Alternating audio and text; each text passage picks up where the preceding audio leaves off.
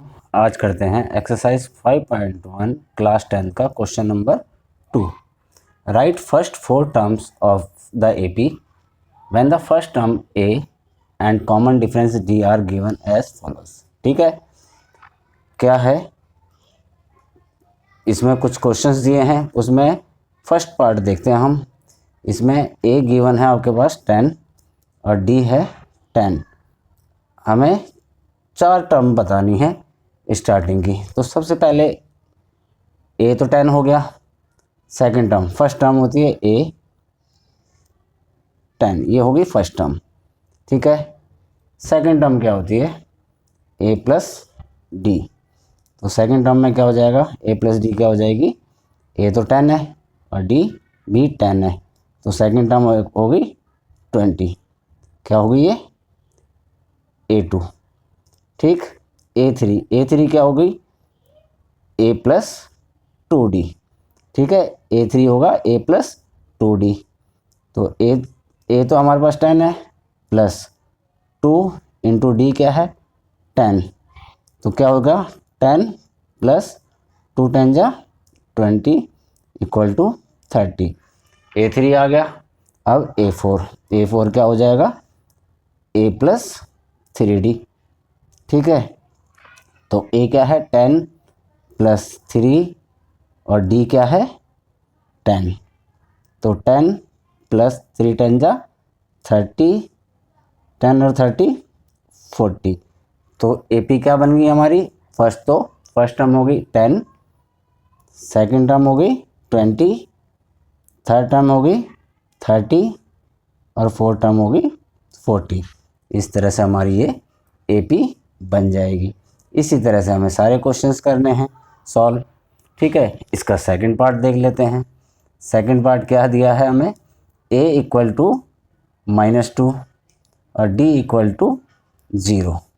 तो a equal to तो first term होगी ना, ये फर्स्ट टर्म होगी a equal to -2। Second A2 क्या हो जाएगी हमारे पास, क्या होगी a प्लस डी। ठीक है, a प्लस डी क्या है, यहाँ पे देख लो क्या है, a क्या है -2 और d क्या है 0, है ना, तो ये -2 हो जाएगी। ऐसी a प्लस 2d, मतलब A3 हम ऐसे ही निकालेंगे ना, तो a क्या है -2 प्लस 2 इंटू 0, तो -2 और 2 0 से मल्टीप्लाई होकर 0 इक्वल टू -2। सेकेंड टर्म भी -2 आ गई, थर्ड टर्म भी, है ना, फर्स्ट भी -2 है, सेकंड भी -2 है, थर्ड भी -2 है, और A4 भी निकालेंगे तो a प्लस 3d, तो -2 प्लस 3 और d की जगह में 0, तो क्या हो जाएगा ये -2 प्लस 3 इंटू 0 0 इक्वल टू -2। क्या टर्म होगी -2 -2 और -2, ये ए पी बन गई हमारी। 4 टर्म हमें लिखनी थी, हमने लिख दी। इसी तरह से हम इसका थर्ड पार्ट करेंगे। थर्ड पार्ट देख लेते हैं क्या है। थर्ड पार्ट है a इक्वल टू 4 और d इक्वल टू -3। तो फर्स्ट टर्म तो हमारे पास A4, a इक्वल टू 4 हो गया। सेकंड क्या हो जाएगा a plus D means a हो गया 4 और d हो गया -3, तो क्या हो जाएगा ये 4 - 3 मतलब 1 हो गया। ठीक है, a प्लस डी ये A2 हो गया फर्स्ट टर्म, फिर A3 फर्स्ट टर्म ये, सेकंड टर्म ये, थर्ड टर्म ये a प्लस 2d। ठीक है, 4 प्लस 2 इंटू -3, तो 4 2 3 जा -6 इक्वल टू -2। ठीक है, ये आ गई A3, फिर A4 क्या हो जाएगा a प्लस 3d। ये क्या है 4 प्लस 2 प्लस 3 आ गया ना, d की जगह में -3, तो क्या हो जाएगा 4 3 3 जा -9 हो गया, तो ये होगी -5। अब ये टर्म लिख लो, ए पी बना लो। क्या, फर्स्ट तो होगी 4, फिर होगी 1, फिर -2, फिर -5। इस तरह से हमारे पास जो है 4 टर्म आ जाएंगी। अब इसका फोर्थ और फिफ्थ पार्ट है, इसको करते हैं नेक्स्ट पेज पे। फोर्थ पार्ट दिया है a इक्वल टू -1 और d इक्वल टू 1/2। तो क्या हो गया ये, इसमें फर्स्ट टर्म a1 क्या हो जाता है -1, ठीक है। सेकंड a2 क्या इससे निकलेगा a प्लस डी, तो a प्लस डी क्या हो गया, a क्या है -1 और d क्या है 1/2, ठीक है।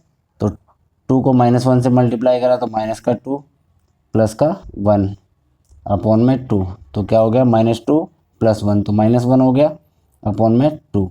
ये आ गई सेकेंड टर्म, ठीक है। अब थर्ड टर्म निकाल लेंगे a3 कैसे निकलेगा a + 2d, ठीक है। a की जगह में तो -1, a -1 है ना, d की जगह में यहाँ पर +2 × d की जगह में क्या आ जाएगा 1/2, 2 से 2 कट गया तो ये क्या हो गया -1 और +1 = 0। थर्ड टर्म आ गई 0। अब निकालेंगे a4 चौथी टर्म पूछिए हमसे, तो चौथी टर्म होगी इसकी a + 3d, तो a क्या है -1 + 3 × d क्या है 1/2, तो ये हो गया -1 + 3 × 1 = 3/2, है ना। अब इसको कैलकुलेट कर लो, 2 को -1 से मल्टीप्लाई करा तो -2, ठीक है, प्लस का 3 अपनी जगह पे अपॉन में 2, 3 - 2 1/2, ये आ गई फोर्थ टर्म। तो यहाँ पर ए पी लिख लो, फर्स्ट टर्म क्या है -1, यहाँ पे लिख ली -1, सेकेंड टर्म क्या है -1/2, ये होगी -1/2 सेकेंड टर्म। थर्ड टर्म क्या होगी 0, फोर्थ टर्म क्या होगी 1/2। इस तरह हमने ए पी की ये 4 टर्म लिख दी। अब हमने करना है लास्ट पार्ट है इसका फिफ्थ पार्ट कर लेते हैं। यहाँ पर फिफ्थ पार्ट में दिया है a = -1.25 और d = -0.25, ये दिए हैं। अब हमें इनको कैलकुलेट करके इनका निकालना है। a1 क्या होता है a, है ना, a को ही a1 बोलते हैं। तो ये दिया है हमें -1.25। अब a2 क्या होता है, a2 क्या होता है a + d। अब a + d, a की जगह में माइनस का 1.25 रख दिया प्लस d की जगह में माइनस का 0.25, ठीक है।